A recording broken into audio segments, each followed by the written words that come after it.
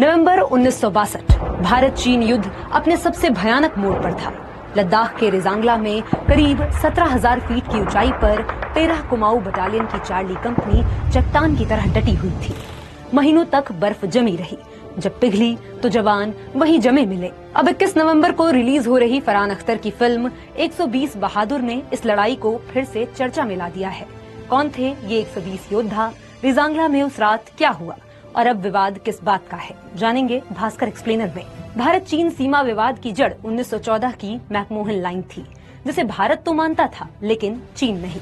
1950 में तिब्बत पर चीन के कब्जे का भारत ने विरोध नहीं किया और नेहरू सरकार हिंदी चीनी भाई भाई की नीति पर कायम रही। 1959 में दलाई लामा भारत आए तो चीन भड़क उठा और अरुणाचल व लद्दाख में घुसपैठ बढ़ गई। भारत ने फॉरवर्ड पॉलिसी अपनाकर सीमा के पास चौकियां बनाई। इन्हीं में से एक थी 16,000 फीट पर बनी रेजांगला पोस्ट, जहां तापमान -30 डिग्री सेल्सियस तक गिरता। 29 सितंबर 1962 को 13 कुमाऊं बटालियन को यहां तैनाती मिली। चार्ली कंपनी के कमांडर थे मेजर शैतान सिंह भाटी और उनके ज्यादातर जवान उत्तर प्रदेश, हरियाणा, राजस्थान और पंजाब से थे। लद्दाख की सर्दी ने उन्हें जल्द ही तोड़ दिया। ढंग के कपड़े नहीं, खाना पत्थर जैसा जम जाता।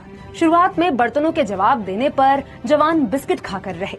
बाद में एक बड़ा प्रेशर कुकर मिला। 20 अक्टूबर को भारत चीन युद्ध शुरू हुआ। शुरुआती झड़पों में भारत को पीछे हटना पड़ा। चीन ने तवांग, बोमडिला और गलवान जैसी चौकियां कब्जा ली। नेवल मैक्सवेल अपनी किताब इंडियाज चाइना वॉर में लिखते हैं, पहले हफ्तों तक प्रधानमंत्री नेहरू को विश्वास था कि चीन भाईचारे को नहीं तोड़ेगा। इधर लद्दाख में चुशूल ही एकमात्र इलाका बचा था जिस पर अभी तक तिरंगा लहरा रहा था। इसी को बचाने की जिम्मेदारी चार्ली कंपनी पर थी। रेजांगला पास पर 13 कुमाऊं बटालियन तैयारियों में जुट गई। बोरे मंगवाए गए जिनमें कंक्रीट भरकर बंकर बनाए गए। रेजांगला में भारतीयों के पास ऊंचाई का फायदा था, 18,300 फीट। चीन नीचे 16,000 फीट से आ रहा था।